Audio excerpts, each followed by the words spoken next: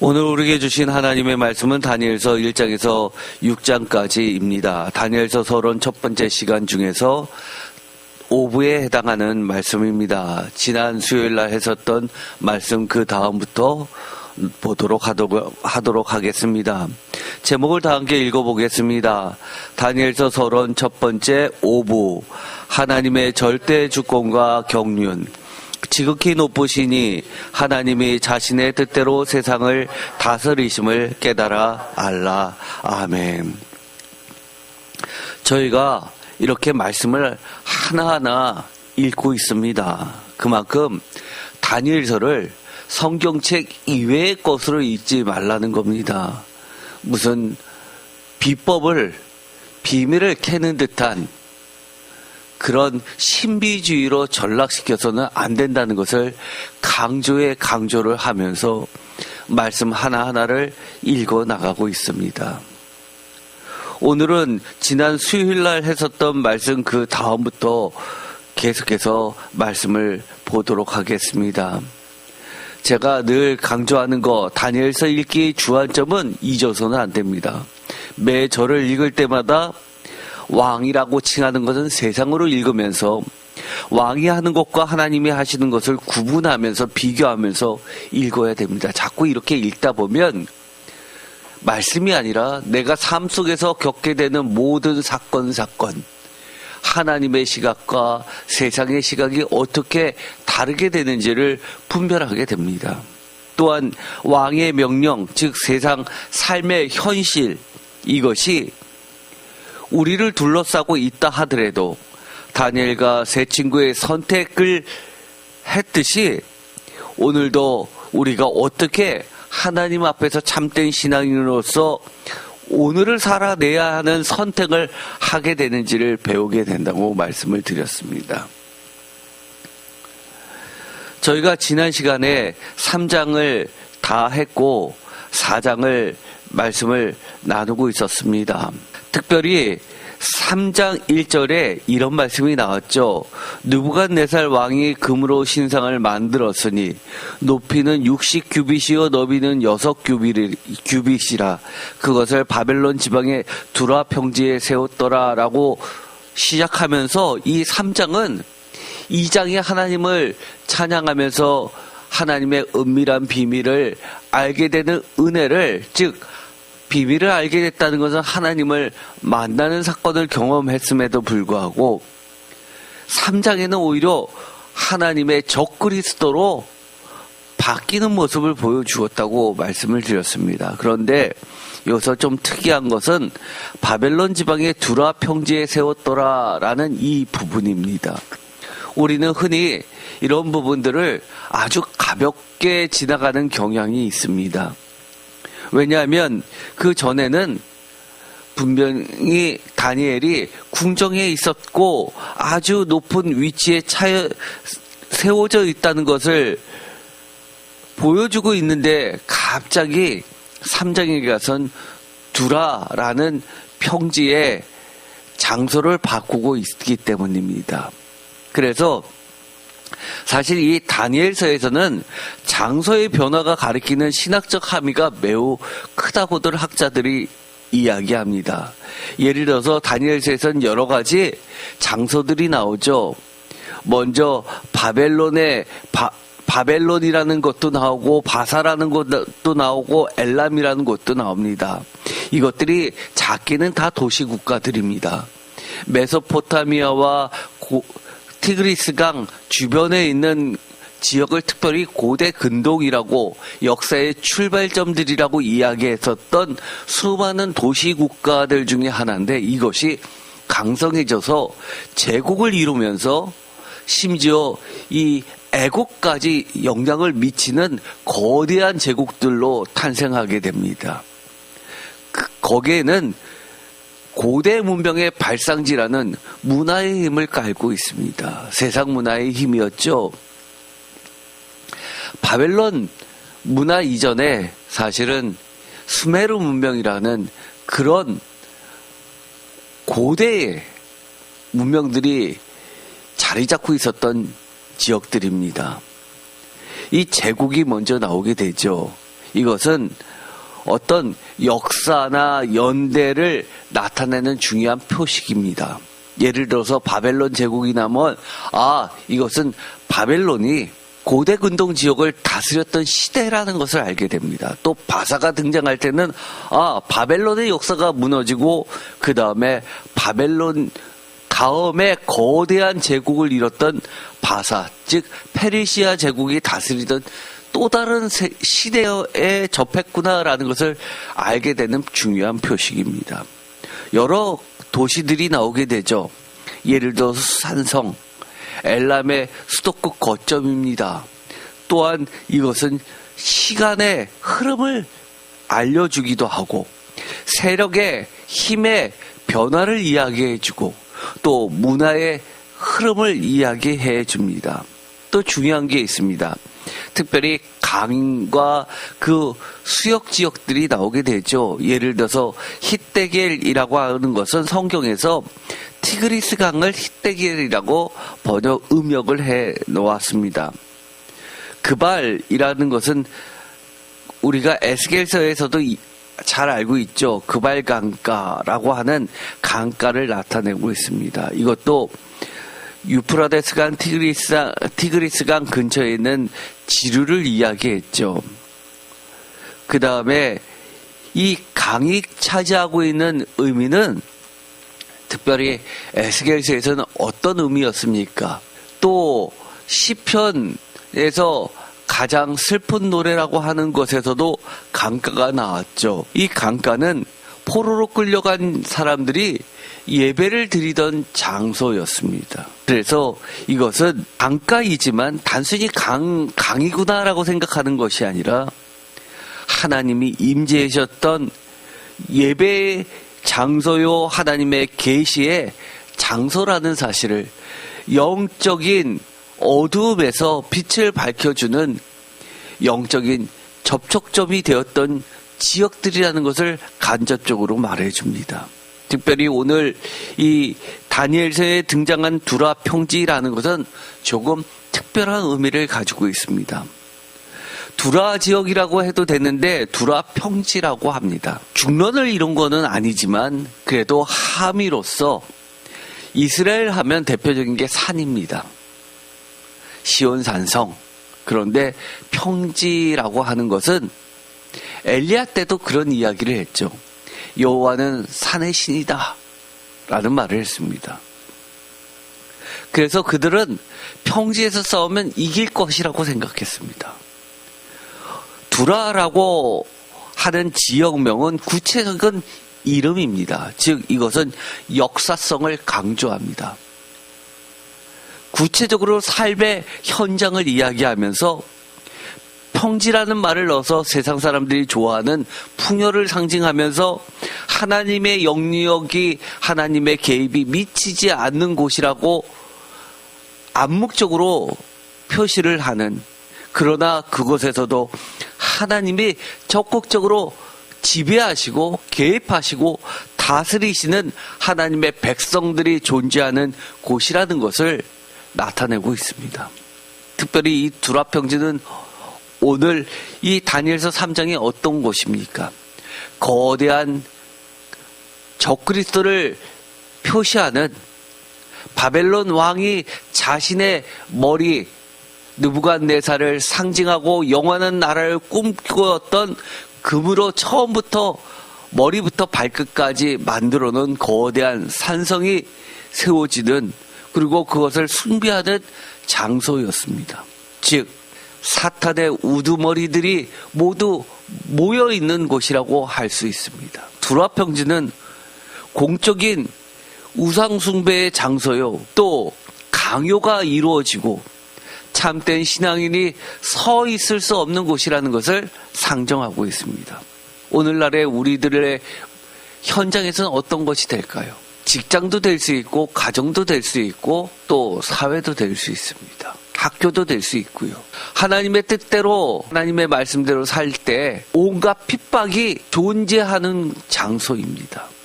영적인 전투의 최전방이 어떻게 보면 두라 평지입니다. 많은 학자들이 이것에 대해서 주석들을 달아 놓았죠. 대표적으로 제가 블로그에다가 간단하게 실어놨습니다. 나중에 이 부분에 대해서는 3장을 자세하게 나갈 때 별도로 다시 이야기하겠습니다. 예를 들어서 존 콜린스 같은 사람은 이렇게 궁정에서 비궁정, 궁정이 아닌 평야라든지 도시라든지 이런 이름들이 나오는 것은 제국 중심에서 탈중심으로, 즉 제국 중심이 아니라 계시의 원천을 하나님께 기속시키는 장치로 보고 있다는 겁니다. 예를 들어서 수산성도 나오고 히데겔 강도 나오고 이런 것들입니다. 그래서 한마디로 이야기하면 제국 권력의 한계를 드러내고 있는 반면에 하나님의 계시의 권위를 높이는 장치라고 이야기를 합니다. 그곳에서는 우리 참된 신앙인은 신앙의 위기의 최전방이라고 할 수 있지만 그것은 오히려 제국의 힘에 가장 변두리에 미치는 곳이고 하나님의 역사하심이 강력하게 미치는 곳이라는 것을 드러낸다고 할 수 있습니다. 또 여러 가지 의견들 중에서 전부 쟁쟁한 학자들이죠. 예를 들어서 TOTC라고 유명한 주석이 있습니다. 거기에 볼트윈이라는 학자도 어마어마하게 유명한 학자입니다. 이 학자는 이렇게 이야기하죠. 볼트윈은 공간이 바뀌어도 거룩한 습관과 정체성을 지속해주는 것을 드러낸다고 합니다. 골딩게이, 밀러, 루카스 이런 학자들 다 유명한 학자들입니다. 전 세계적으로 유명한 학자들이죠. 그러면서 중론적으로는 장소가 아닌 임재, 즉 말씀과 계시가 더욱 돋보이는, 마치 어둠 같은, 칠흑 같은 어둠에서 한 줄기 빛은 오히려 환하게 비치는 성스러움을 드러내는 그런 장치라고 이야기를 합니다. 어쨌든 간에 이런 모든 것을 뒤로하고 우리는 이 말씀 가운데서 어떤 것을 배워야 하냐면, 우리가 신앙생활을 하다 보면 여기가 끝인가라고 절망적인 상황에 놓이게 될 때가 있다는 겁니다. 그럴 때라도 우리는 무엇을 놓치면 안 됩니까? 이것이 두라 평지였구나. 하나님은 오히려 여기서 강력하게 역사하고 계시다는 것을 기억해내고 붙잡으라는 이야기입니다. 다니엘서 4장 2절, 지극히 높으신 하나님이 내게 행하신 이적과 놀라운 일을 내게 알게 하기를 즐겨하노라. 3장에서 갑자기 4장에 넘어가면 주어가 왕에서 하나님으로 급변하게 됩니다. 3절, 참으로 크도다 그의 이적이여, 참으로 능하도다 그의 놀라운 일이여, 그의 나라는 영원한 나라여, 그의 통치는 대대 이르리로다. 이것이 마지막 뜨인 돌, 손대지 아니한 그리스도의 나라가 영원하게 될 것을 인정하고 있다는 겁니다. 다니엘서 4장 8절, 그 후에 다니엘이 내 앞에 들어왔으니 그는 내 신의 이름을 따라 벨드사살이라 이름한 자요, 그의 안에는 거룩한 신들의 영이 있는 자라. 내가 그에게 꿈을 말하여 이르되, 여전히 바벨론은 가신의 나라였습니다. 우상을 숭배하는 나라였죠. 하나님은 그저 여러 신들 중에 하나입니다. 제가 인도에서 산 적이 있었습니다.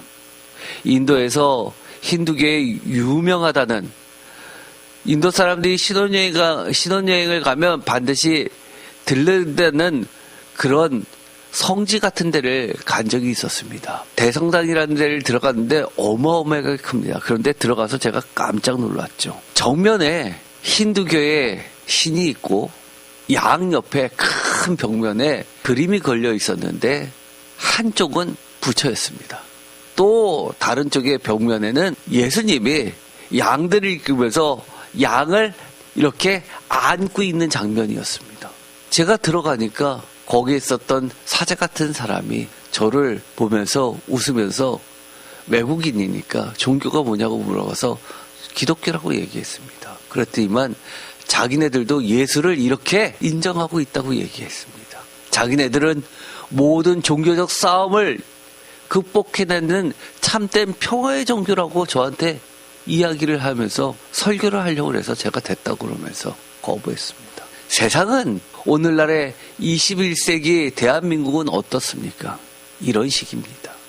어느 종교만 고집하기 어려운 시기입니다. 모두가 각자가 신이 되어버린 듯합니다. 내가 결정하면, 나에게 다른 것을 강요하면 안 되는 시대가 된 듯합니다. 다니엘서 4장 8절, 그 후에 다니엘이 내 앞에 들어왔으니 그는 내 신의 이름을 따라 벨드사살이라 이름한 자여 그의 안에는 거룩한 신들의 영이 있는 자라 내가 그에게 꿈을 말하여 이르되 라고 하면서 신들의 영이 있는 자들, 그러면서 마치 그 많은 신들의 영들 중에서 계시를 이야기하는, 미래를 점치는 점쟁이의 신은 하나님에게, 하나님을 믿는 자에게 있겠거니 하는 심정이라는 겁니다. 그러면서 이렇게 이야기합니다. 아직도 그의 태도는 근본적으로 바뀌지 않았습니다. 그는 다 같이 읽겠습니다. 내 신의 이름을 따라 벨드사살이라 이름한 자요. 여전히 내가 죽지 않았습니다. 교만입니다. 하나님 앞에서의 교만은 절대 신앙인으로 바뀔 수 없습니다. 마찬가지로 지금도 신앙생활을 한다고 해서 교만한 자들, 신앙생활 하나님 앞에 올바로 하는 거 아닙니다. 언젠가 하나님을 대적하게끔 되어 있습니다. 내 신의 이름을 따라 벨드사살이라 이름한 자라고 하는 것, 벨드사살이라는 이름 안에는 바벨론의 최고의 신의 이름이 들어가 있는 겁니다.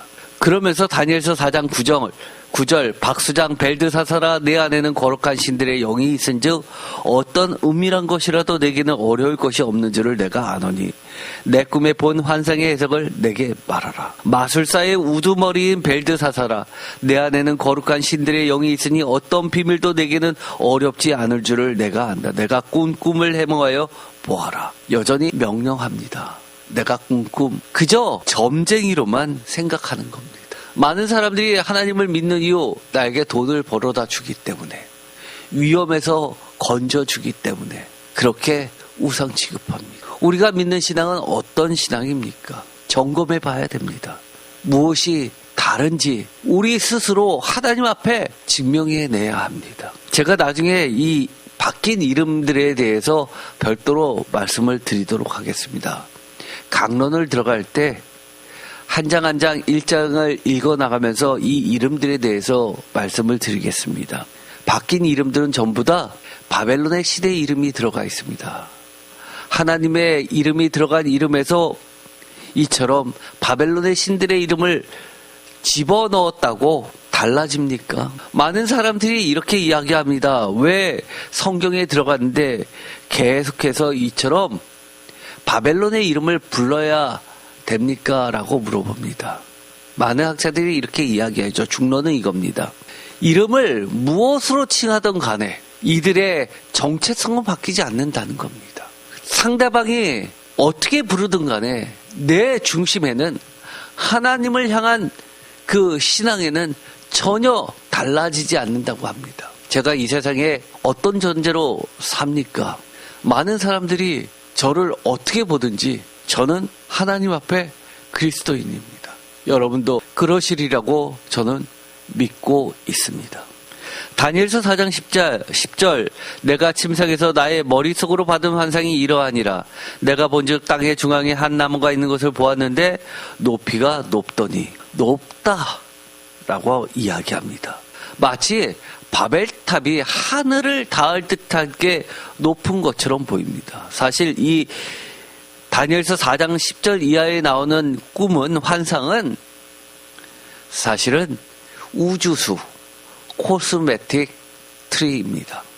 우주수라고 하니까 잘 감이 안 오시는데 이게 학문적 용어입니다. 전 세계를 아우르는 그런 나무라는 겁니다. 마치 창세기의 생명나무 같은 거죠. 세상의 중앙에 있으면서 저 땅끝까지 영향을 미치는, 생명을 주관하는 생명나무, 또 선악을 알게 해주는 선악과, 이런 나무라는 겁니다. 중심이라는 거죠. 내가 침생에서 나의 머릿속으로 받은 환상, 즉 내용은 땅의 중앙에 한 나무라는 겁니다. 높이가 아주 높았다라고 하는 겁니다. 11절 그 나무가 자라서 견고하여지고 그 높이는 하늘에 닿았으니 그 모양이 땅 끝에서도 보이겠고 우주수임을 명확하게 하고 있습니다. 하늘에 닿았다. 마치 신과 같다라고 이야기합니다. 12절 그 잎사귀는 아름답고 그 열매는 많아서 만민의 먹을 것이 될 만하고 들짐승이 그 그늘에 있으며 공중에 나는 새는 그 가지에 깃들이고 육체를 가진 모든 것이 거기에서 먹을 것을 얻더라. 고대에서 이 나무는 매우 흔히 있는 표현입니다. 고대에서 이 나무는 어떤 의미일까요? 우리가 에스겔서를 볼 때도 에스겔이 비유를 들었을 때 어떤 이야기를 했죠? 애굽에서 가지를 꺾고 가다가 레바논 강가에다 심습니다. 나무가 됩니다. 모두가 부러워합니다. 그런데 독수리가 날아와서 그것을 꺾고 뿌리채 마르게 합니다. 나무는 고대 근동에서 흔히 비유하는 권력, 제국, 나라를 상징합니다. 이것은 기독교인들만, 유대교인들만 하는 것이 아니라 이스라엘에만 있었던 것이 아니라 굉장히 오래된 전통입니다. 그래서 레바논 국기를 보면 백향목이 있죠. 그런데 백향목이 아주 무성합니다. 이들이 이야기하는 것은 영원한 나라, 번영된 나라를 상징하는 겁니다. 우리가 로마의 영향을 받아서 국가의 어떤 상징하는 깃발들을 보면 짐승들을 그려 넣는 것만 생각합니다. 사자, 독수리, 곰, 송골매. 그러나 사실 이 고대 근동에서는 물이 부족했기 때문에 풍부한 물이 그 무엇보다 중요했기 때문에 이런 사자보다도 나무가 우선했습니다. 그래서 요셉, 그 유명한 요셉, 야곱의 12유언서 12예언을 볼 때 요셉에는 담을 넘는 덩굴로 묘사되고 있죠. 유다는 사자로서 묘사됩니다. 고대 근동에서는 뭐가 더 앞선다는 이야기죠. 요셉이 장작경이라는 얘기입니다. 13절 내가 침상에서 머릿속으로 받은 환상 가운데 또 본즉 한 순찰자 한 거룩한 자가 하늘에서 내려오는데 13절 표준 세번역으로 읽어보겠습니다. 내가 침대 위에서 나의 머릿속에 나타난 환상을 또 보니 거룩한 감시자가 하늘로부터 내려와서 순찰자, 거룩한 자를 감시자로 번역하고 있습니다. 사실 이 순찰자, 거룩한 자, 감시자는 파수꾼과 같은 의미이기도 합니다. 그런데 특별히 이 감시자라고 번역된 것은 신구약 중간기 또는 유대계의 경전에 이 여러 가지 묵시 문학 가운데서 감시자라고 매우 자주 등장하는 것이 있는데 바로 제1에녹서입니다. 제1에녹서라는 것은 유대교라든지 기독교라든지 심지어 천주교에도 정경이 포함되지 않습니다. 그런데 이것이 그리스 정교에는 정경으로 들어가 있습니다. 거기서 보면 감시자란 말이 나오게 되는데 이 제1에녹서나 다니엘서나 많은 부분에서 서로 비슷한 것들이 등장합니다. 그래서 저를 가르쳐줬던 교수님도 늘 하는 이야기가 이겁니다. 외경 위경을 읽으면 이해하는 데는 도움이 될지 몰라도 구원을 이루는 길에는 그것이 없어도 충분하다고 이야기합니다. 성경 갖고도 충분하다고 이야기합니다. 요즘에는 이런 것들에 대해서 굉장히 많은 관심들을 보이고 책들이 많이 발간되는 것들을 보게 됩니다. 그것이 정경이 될 수는 없다는 것을 반드시 기억하십시오. 요즘에는 이단들도 이런 외경들, 위경들을 가지고 와서 이런 이야기하는 것을 저도 들어봤습니다. 어디에는 정경에 포함되어 있는데 기독교에서는 이것을 뺐다. 사실 말도 안 되는 이야기입니다. 14절 그가 소리질러 이처럼 이르기를 그 나무를 베고 그 가지를 자르고 그 잎사귀를 떨고 그 열매를 해치고 짐승들을 그 아래에서 떠나게 하고 새들을 그 가지에서 쫓아내라. 감시자가 하늘로부터 내려왔는데 외치는 소리가 우주수의 역할을 못하게 하라는 겁니다. 왜 우주수였습니까? 12절 때문이었습니다. 그 잎사귀는 아름답고 그 열매는 많아서 만민의 먹을 것이 될 만하고 들짐승이 그 그늘에 있으며 공중에 나는 새는 그 가지에 깃들이고 육체를 가진 모든 것이 거기에서 먹을 것을 얻는 나라이기 때문에 모두 다 좋아했던 겁니다. 잘못해도 따라갔던 겁니다. 먹고 사는 게 더 중요했기 때문에요. 대표적인 게 무엇이었죠? 요한계시록에 바벨론을 떠나라라고 명령하는데도 떠나지 않고 시녀의 역할을 했던 무수한 로마의 상인들이 있었습니다. 온갖 사치스러운 금은보와 상아 등으로 치장한 하수인 역할을 하던 자들이 있죠. 우리가 이 세상을 살 때 먹을 것이 해결된다고, 경제가 해결된다고 우리의 신앙을 버려서는 안 됩니다. 우리 위에는 항상 뭐가 있습니까? 하나님의 감시자, 즉 성령님이 계십니다. 한순간에 하나님의 명령이 내리면 이처럼 그 나무를 베고 그 가지를 자르고 그 잎사귀를 떨고 그 열매를 해치고 짐승들을 그 아래서 떠나게 하고 새들을 그 가지에서 쫓아내라라고 선포만, 하나님의 말씀이 선포만 되면 모든 천하 만물이 순종합니다. 그런데 15절에 이렇게 이야기합니다. 그러나 그 뿌리의 구루터기를 땅에 남겨두고 새와 노줄로 동이고 그것을 들풀 가운데에 두어라. 그것이 하늘 이슬에 젖고 땅의 풀 가운데에서 짐승과 더불어 제 몫을 얻으리라. 16절 또 그 마음은 변하여 다 같이 읽겠습니다. 사람의 마음 같지 아니하고 짐승을 마음을 받아 7대를 지내리라. 아멘. 사람의 마음 같지 않고 짐승의 마음을 받아 7대를 지내리라. 사람의 마음 같지 않다.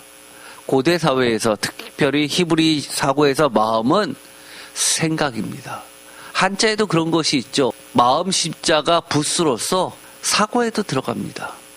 뜻에도 들어갑니다. 의지에도 들어갑니다. 이처럼 사람의 마음이 같지 않고 짐승의 마음을 받았다라고 이야기하는 것은 많은 학자들이 정신병에 들었을 것이다 라고 추정을 합니다. 그래서 7대를 지낸다라고 하는 것은 7년을 의미하기도 하지만 완전수 충분한 기간을 이야기도 합니다. 오히려 후자에 더 가깝습니다. 17절 다 같이 읽겠습니다. 이는 순찰자들의 명령대로요 거룩한 자들의 말대로이니 지극히 높으신 이가 사람의 나라를 다스리며 자기의 뜻대로 그것을 누구에게든지 주시며 또 지극히 천한 자를 그 위에 세우시는 줄을 사람들이 알게 하려 함이라 하였느니라. 아멘. 표준세 번역으로도 읽어보겠습니다. 이것은 감시자들이 명령한 것이며 거룩한 이들이 말한 것이다. 이것은 가장 높으신 분이 인간의 나라를 지배하신다는 것과 뜻에 맞는 사람에게 나라를 주신다는 것과 가장 낮은 사람을 그 위에 세우신다는 것을 사람들이 알도록 하려는 것이다. 아멘. 이처럼 하나님은 세상을 경영하시는데 이렇게 하신다는 겁니다. 이것은 과거나 지금이나 변하지 않습니다. 거룩한 자들의 말대로이니 지극히 높으신 이가 사람의 나라를 다스린다는 겁니다. 하나님의 백성들은 세상에서 지위가 낮을 수 있습니다. 그러나 세상을 움직이는 것은 하나님의 백성들, 하나님의 말씀이 살아 움직이는 자들에 의해서 움직여집니다. 15절에 특이한 말씀 하나가 나옵니다. 이것도 나중에 자세히 이야기하겠지만 제가 중요한 것은 결론부터 먼저 이야기하고 지나가는 이유가 우리가 서론을 끝나고 나서도 다니엘서의 핵심을 놓쳐서는 안 되기 때문에 결론부터 말씀을 드리겠습니다. 여기서 특이한 게 뭐죠? 그루터기는 이해되실 겁니다. 왜냐하면 이사야서에 늘 나오는 게 남은 자 사상에 그루터기가 나왔기 때문입니다. 뿌리를 안겨두었죠. 그런데 여기서 새와 노줄로 동이고라고 이야기합니다. 들풀 가운데 두는 것 하늘 이슬을 젓고 땅의 풀 가운데 짐승과 더불어 제 몫을 얻으리라라고 하는 것은 분명한 저주입니다. 그러나 여기서 특이한 것이 새와 노줄로 동이고, 표준세 번역은 새 줄과 노줄로 동이고 라고 이야기합니다. 왜 그럴까요? 이것은 오늘날에 가끔 우리가 가로수를 보면 이해가 됩니다. 병치기가 돌았습니다. 그것을 치유하기 위해서 썩은 가지를 잘라내고 그 주변을 나무 기둥을 둘둘둘둘둘 말아놓은 것들을 보실 겁니다. 그것은 마치 우리가 상처가 나면 밴드를 이렇게 상처난 부위에다 감아두는 것과 비슷한 역할입니다. 여기서 새와 노줄로 동이고라는 것은 한마디로 하나님께서 밴딩해 주신 겁니다. 보호해 주신 겁니다. 더 이상 누군가에 의해서 잘려나가는 것 또는 짐승들에 의해서 갉아먹히는 것들 또는 여러 가지 딱따구리 같은 그런 또는 나무벌레들에 의해서 갈아서 완전히 뿌리채 말라 비틀어지는 걸 막는 보호장치입니다. 새와 노줄이라고 하는 것은 강력한 힘을 이야기합니다. 강력한 보호죠. 뿌리는 남겨두면서 해치지 않게 하면서 어떻게 하신다는 거예요? 최대한 낮춰서 무엇을 알게 하신다는 거예요? 분명한 목적이 있습니다. 하나님을 깨닫게 하시는 겁니다. 하나님의 뜻대로 세상을 운영하게 하시는 겁니다. 전에 제가 이것을 한 적이 있었죠. 이 그림은 도표는 중요한 겁니다. 2장부터 7장까지 교차 구조라고 하면서 4장과 5장은 느부갓네살과 벨사살이 나오지만 주제는 뭐라고 했습니까? 교만을 심판하시는 겁니다. 그리고 다시 겸손해지면 회복시켜 주시는 게 주제입니다. 3장과 6장은 풀무불과 사자굴이 나오지만 박해 속에서 신실함과 보호하심을 나타내고 2장과 7장은 제국의 흥망성쇠와 하나님 나라의 영원성을 강조한다고 말씀을 주셨습니다. 여기서도 마찬가지입니다.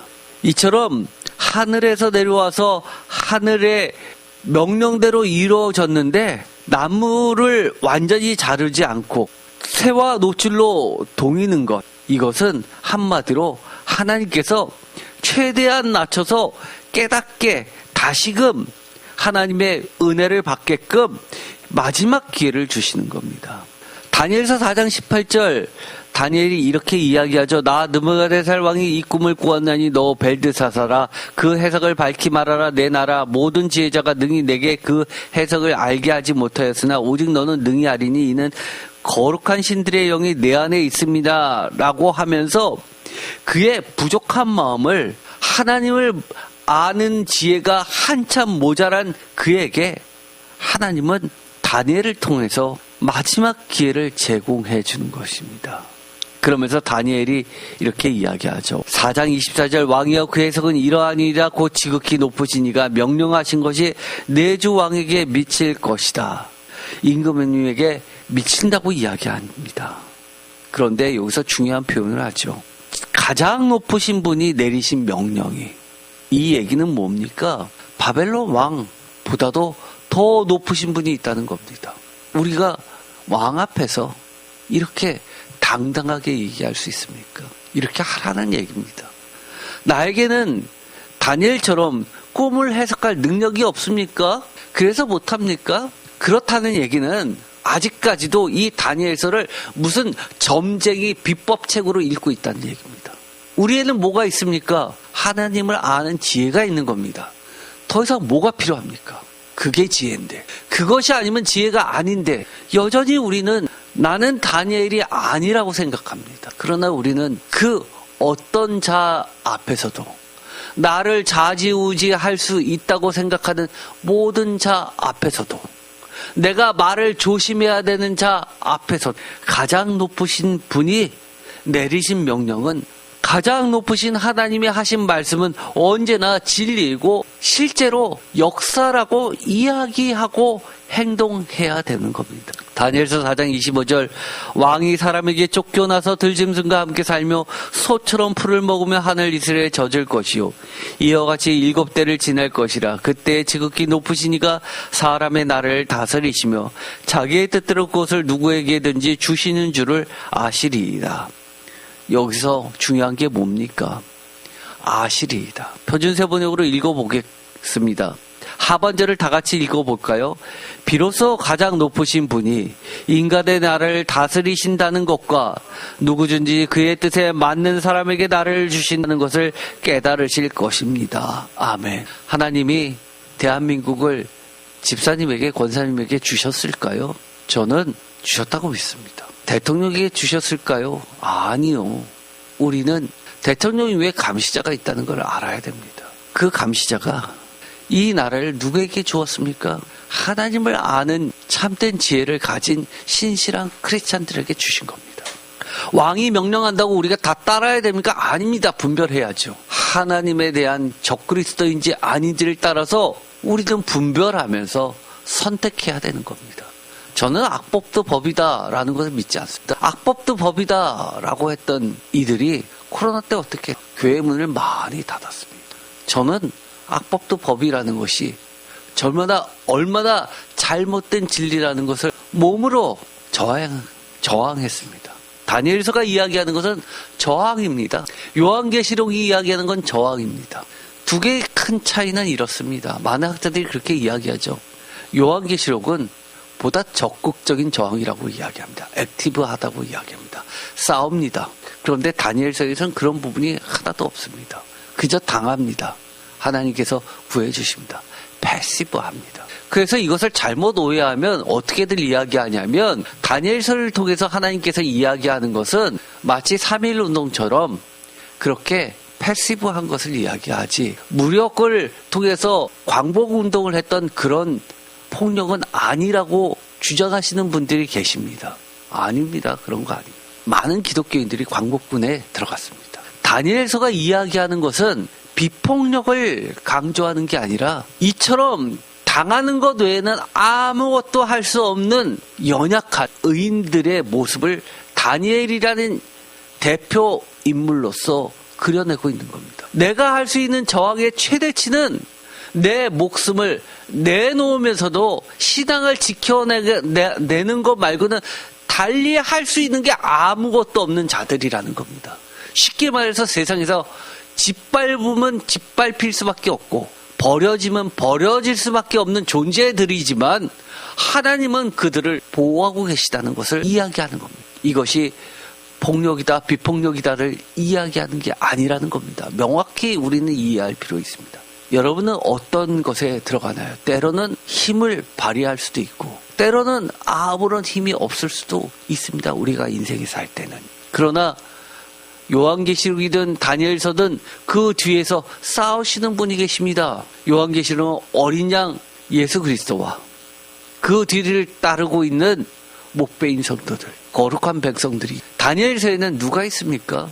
함께하는 힘없는 세상에서 쓰러져가는 성도들, 다니엘의 세 친구와 교회와 하나님이 계시다는 겁니다. 하나님이 함께 싸우고 계시다는 겁니다. 26절 또 그들이 그 나무 뿌리에 그루터기를 남겨두라 하였은즉 하나님이 다스리시는 줄을 왕이 깨달은 후에야 왕의 나라가 견고하리이다. 아멘.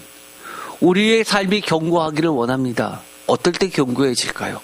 하나님이 나를 다스린다는 것을 철저히 깨달은 이후에는 견고해질 수밖에 없습니다. 27절 그런즉 왕이여 내가 아뢰는 것을 받으시고 공의를 행함으로써 죄를 사하고 가난한 자를 긍휼히 여김으로써 죄악을 사하소서. 그리하시면 왕의 편안함이 혹시 장구하리이다 하니라. 여기서 혹시라는 말을 했죠. 제가 전에 이것을 잠깐 말씀을 드렸습니다. 혹시 중요한 말이라고 했습니다. 뭐라고요? 죄악을 사하고 공의를 해가는 게 구원의 조건이 아니라는 겁니다. 구원은 철저한 하나님의 은혜요 선물이라는 겁니다. 이 이야기를 보면 어떤 생각이 드십니까? 제가 이것도 결론부터 이야기하겠습니다. 왜 이것이 성문서인지 우리가 잠언서 30장 2절부터를 보면 다니엘서와 너무 똑같습니다. 2절 나는 다른 사람에게 비하면 짐승이라 내게는 사람의 총명이 있지 아니하니라. 3절 나는 지혜를 배우지 못하였고 또 거룩하신 자를 아는 지식이 없거니와. 4절 하늘에 올라갔다가 내려온 자가 누구인지 바람을 그 장중에 모은 자가 누구인지 물을 옷에 싼 자가 누구인지 땅의 모든 것을 정한 자가 누구인지 그의 이름이 무엇인지 그의 아들의 이름이 무엇인지 너는 아느냐. 잠언서 30장 2절부터 4절까지의 말씀입니다. 어떻게 보면 이 다니엘서 4장은 이 잠언서의 내용을 그대로 영화처럼 생생하게 보여주는 겁니다.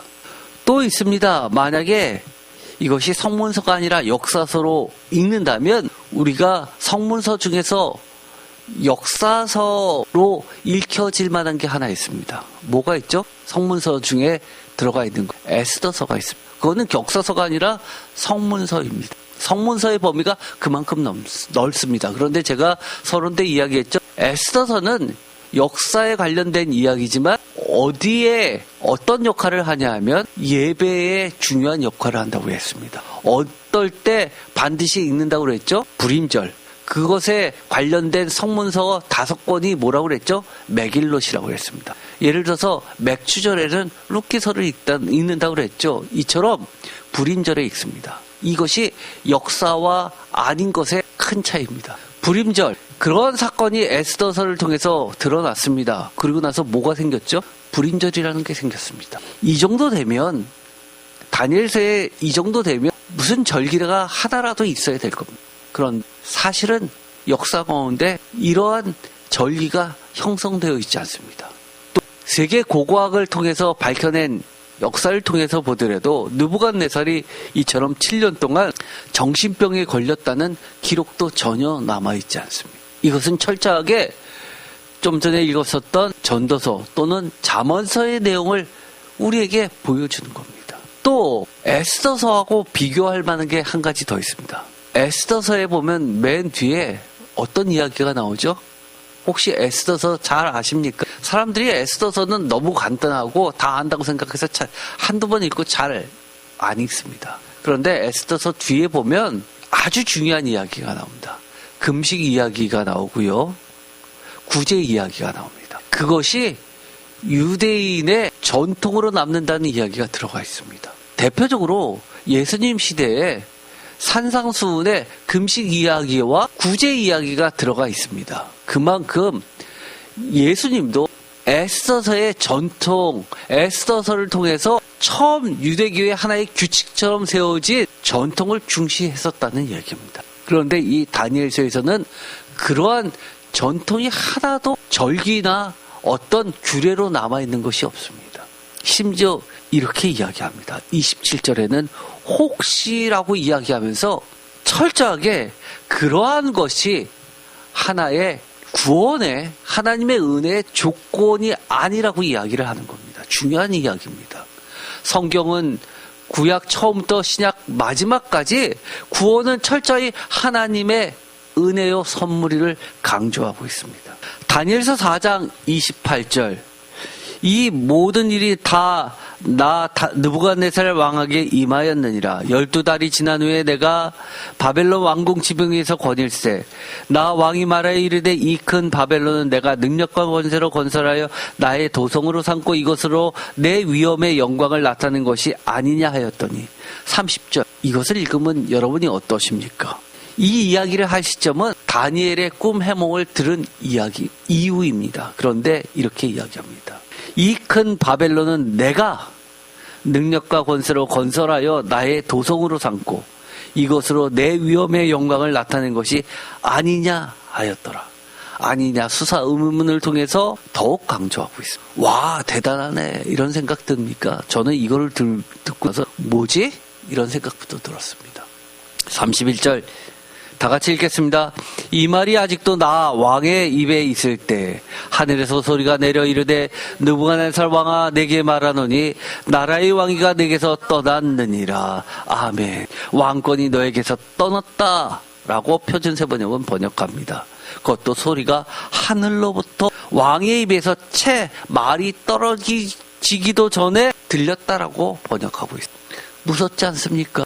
하나님은 우리의 중심을 보시고 우리의 소리를 들으시고 내가 혼자서 거닐다가 했던 말이라고요? 아니요. 우리의 태도가 우리의 삶의 방향이 그렇게 되어 있다는 것을 이야기합니다. 32절 내가 사람에게서 쫓겨나서 들짐승과 함께 살면서 소처럼 풀을 먹을 것이요 이와 같이 7대를 지내서 다 같이 읽겠습니다. 지극히 높으신 이가 사람의 나라를 다스리시며 자기의 뜻대로 그것을 누구에게든지 주시는 줄을 알기까지 이르리라 하더라. 아멘. 이 32절의 말씀은 계속 반복되었죠.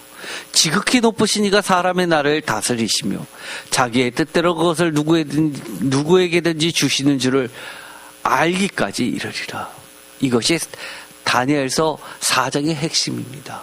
33절 바로 그때 하나님의 시간입니다. 이 일이 나 느부갓네살에게 응함으로 내가 사람에게 쫓겨나서 소처럼 풀을 먹으며 몸이 하늘 이슬에 젖고 머리털이 독수리 털과 같이 자랐고 손톱은 새의 발톱과 같이 되었더라. 잠언서 3장 5절부터 한번 읽어볼까요? 하나님이 원하시는 게 이겁니다. 다 같이 읽겠습니다. 너는 마음을 다하여 여호와를 신뢰하고 내 명철을 의지하지 말라. 너는 범사의 그를 인정하라. 그리하면 내 길을 지도하시리라. 스스로 지혜롭게 여기지 말지어다. 여호와를 경외하며 악을 떠날지어다. 이것이 내 몸에 양약이 되어 내 골수를 윤택하게 하리라. 아멘. 어떠신가요? 잠언서 3장 5절에서 8절까지 읽으면 이 다니엘서 4장처럼 명확하게 여러분 마음속에 꽂히십니까? 이처럼 하나님은 여러 가지 방면으로 우리들에게 끊임없이 이야기해 주고 계시는 겁니다. 에스겔에서도 그랬죠. 전통적인 방식의 예언자처럼 선포만 했습니까? 행위 예술도 했습니다. 심지어 벙어리조차 되었습니다. 나중에는 결국 사랑하는 아내도 데려가십니다. 왜 그러세요? 그만큼 우리가 깨닫지 못하니까 이렇게도 해보시고 저렇게도 해보시고 끊임없이 하나님이 우리를 매달리고 계시는 겁니다. 제발 내 말 듣고 나에게 돌아오고 나를 알라라고 하시는 겁니다. 그 심정 이해되십니까? 다니엘서가 왜 생겨났습니까? 하나님의 러브레터입니다. 점쟁이의 비밀의 신비책이 아니라 신앙의 책입니다. 성문서, 거룩한 문서, 예배자가 되라는 얘기입니다. 예배에 필요한 문서들을 다 모아놓은 게 성문서입니다. 다니엘서 4장 34절, 이것은 하나님이 우리에게 기대하시는 바입니다. 다 같이 읽겠습니다. 그 기한이 참에 나 느부갓네살이 하늘을 우러러 보았더니 내 총명이 다시 내게로 돌아온지라. 이에 내가 지극히 높으신 이에게 감사하며 영생하시는 이를 찬양하고 경배하였나니 그 권세는 영원한 권세요 그 나라는 대대에 이르리로다. 땅의 모든 사람들을 없는 것 같이 여기시며 하늘의 군대에게든지 땅의 사람에게든지 그는 자기 뜻대로 행하시나니 그의 손을 금하시든지 혹시 이르기를 내가 무엇을 하느냐고 할 자가 아무도 없더라.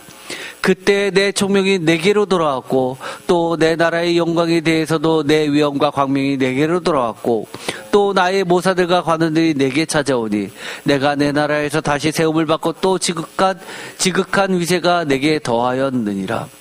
그러므로 지금 나 느부갓네살은 하늘의 왕을 찬양하며 칭송하며 경배하노니 그의 일이 다 진실하고 그의 행하심이 의로우심으로 교만하게 행하시는 자를 그가 능히 낮추심이니라. 아멘.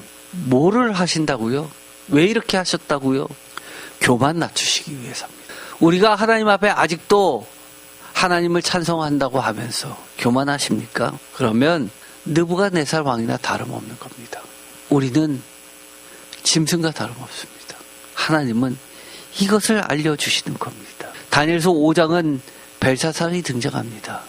오늘은 이 4장까지 하면서 계속해서 반복하면서 4장에서 이야기했던 것, 34절에 이야기하는 것처럼 지극히 높으신 이에게 감사하며 영생하신 이를 찬양하고 경배하나니 그의 권세는 영원한 것이요 그의 나라는 대대에 이르는 하나님을 제대로 알고 참지혜를 깨닫고 참된 다니엘과 세 친구와 같은 그 신앙인의 모습을 살아내라는 겁니다. 어디에서요? 삶의 현장에서요. 세상 사람들이 여기는 하나님이 없겠지, 하나님이 있어도 힘을 못 미치겠지, 산이 아래야 평지라고 생각했던 우상의 중심 한가운데서라도 우리는 하나님을 증거하는, 하나님으로 세상을, 하나님의 말씀으로 세상을 다스리는 자들이 모두 되기를 축원드립니다. 기도 마치겠습니다. 하나님 감사합니다. 오늘도 다니엘서를 통해서 우리에게 하나님은 끊임없이 간절한 마음으로 전해주시는 사랑의 레터를 읽습니다. 하나님을 아는 참된 지혜자, 신앙인이 모두 되게 하여 주시옵시고 많은 적그리스도의 위협을 받고 있는 우리의 삶터, 각 가정이 될 수도 있고 직장이 될 수도 있고 사업장이 될 수도 있고 나라가 될 수도 있지만 그 가운데서도 하나님을 증거하며 하나님의 참된 신앙을 드러내는 거룩한 존재들 되게 하여 주시옵소서. 예수 그리스도의 이름으로 기도드립니다. 아멘.